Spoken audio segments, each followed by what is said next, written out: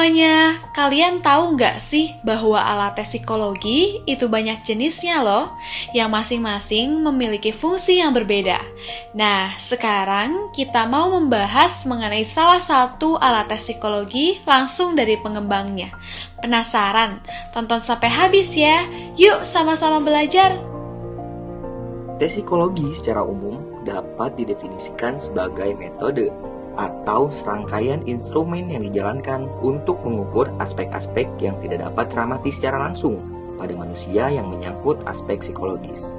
Tes psikologi terbagi menjadi maximal performance test dan typical performance test.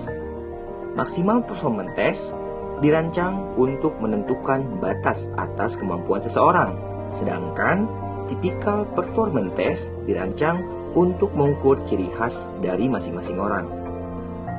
Pada 11 Juli 2022 lalu, kami berbincang langsung dengan seseorang yang seringkali mengembangkan alat tes psikologi. Narasumber kami adalah Kak Fathia Nurrahmani, yang biasa dipanggil Kak Fathia. Beliau merupakan lulusan sarjana psikologi dari Universitas Islam Bandung tahun 2020. Beliau bergabung pada platform pengembang alat tes atau Vaxtor Indonesia. Awalnya bertugas menjadi asesmen konsultan dan terakhir menjadi kepala tim Research and Development sebelum memutuskan untuk resign beberapa waktu lalu. Vaxtor Indonesia merupakan tes publisher dan assessment provider di Indonesia. Ketika beliau bergabung di Vaxtor, beliau melakukan riset alat ukur yang sudah ada, mengecek validitas dan reliabilitas alat ukur, dan berinovasi mengembangkan alat ukur yang sudah ada ataupun membuat rancangan alat ukur yang baru.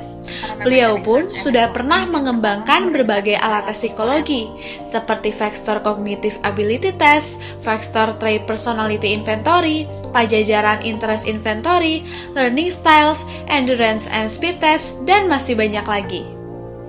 Dari alat tes yang telah dikembangkan oleh narasumber, kami lebih mengerucutkan pembahasan pada General Cognitive Ability Test, yang termasuk ke dalam tes kognitif.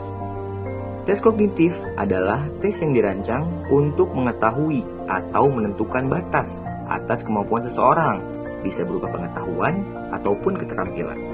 Tes kognitif juga seringkali disebut sebagai ability test. Ability test mengukur kemampuan fisik dan intelektual. Terbagi menjadi achievement test, pencapaian, aptitude test, bakat, dan speed and power test, kecepatan dan kekuatan. Menurut narasumber, pada alat tes kognitif yang mereka buat, Vaxtor Cognitive Ability Test mengacu pada teori Kettelhorn-Carroll yang disebut General Cognitive Ability. Skala pengukuran yang narasumber buat secara internasional sama. Framework kecerdasan yang narasumber gunakan yaitu Multiple Intelligence yang menjelaskan bahwa individu tidak hanya memiliki satu kecerdasan, tetapi ada beberapa aspek kecerdasan yang dimiliki individu. Ada 4 aspek yang diukur, yakni General Field, General Crystallize, General Visualization, dan General Speed. Tentunya terdapat kelebihan dan kelemahan. Kelebihannya adalah menggunakan teori terbaru yang lebih komprehensif, sedangkan kelemahannya adalah memerlukan waktu yang cukup panjang. Validitas berasal dari kata validity yang mempunyai arti sejauh mana ketepatan dan kecermatan suatu alat ukur dalam melakukan fungsi ukurannya. Sedangkan reliabilitas adalah sejauh mana pengukuran dari suatu tes tetap konsisten setelah dilakukan berulang-ulang terhadap subjek dan dalam kondisi yang sama. Hasil dari reliabilitas Vaxtor Cognitive Ability Test sudah di atas 0,7, yang artinya tes yang digunakan sudah reliable dan konsisten jika dilakukan pengetesan berulang. Tes ini juga sudah valid karena nilai signifikansinya di bawah 0,05. Bentuk alat tes Vaxtor Cognitive Ability Test tidak dapat diperlihatkan karena tentu bersifat konfidensial, rahasia. Namun, ada beberapa contoh sampel soal yang diujikan, seperti sinonim, antonim, kemampuan bahasa, menghafal denah, spatial listening, dari balok, dan lain sebagainya. Terdapat beberapa tahap yang dapat dilalui untuk uji coba alat ukur. Pertama adalah literatur review, atau apa yang ingin diukur dari aspek hingga matriksnya. Lalu penulisan item atau soal yang ingin ditanyakan. Selanjutnya adalah field study atau mencoba alat ukurnya apakah sudah valid dan reliable. Lalu ada penormaan, misalnya mau memilih berdasarkan usia atau pendidikan atau kembali kepada teori. Dan yang terakhir adalah literatur assessment. Sampelnya sendiri harus cukup banyak dan memiliki standar normal dari 300 sampai dengan 1000. Tentunya, dalam proses penyusunan dan pengembangan alat tes terdapat hambatan-hambatan, terutama tantangan dalam mencari sampel. Karena sampel tidak boleh sembarangan dan harus sesuai dengan kaidah secara heterogen, bukan homogen.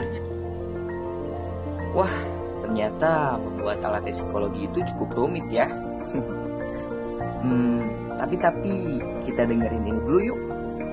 Boleh nggak Kak Fatia ngasih apa ya mungkin ya, kayak sepatah dua patah kata untuk mungkin sebagai mahasiswa yang khususnya mengenai gimana sih bisa belajar psikometri, mungkin ya konstruksi alat tes.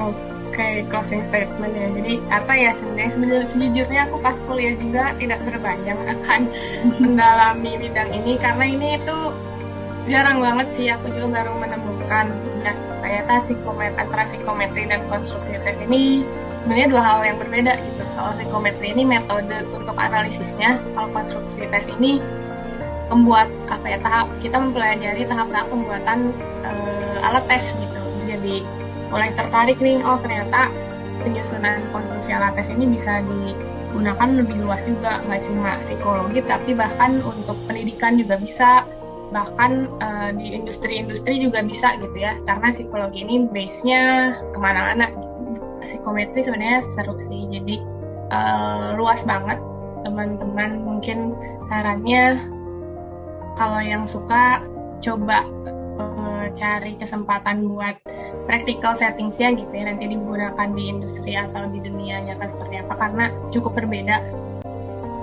Gimana? Seru kan? Next time kita bahas alat tes yang lain yuk. Sampai jumpa. See you guys.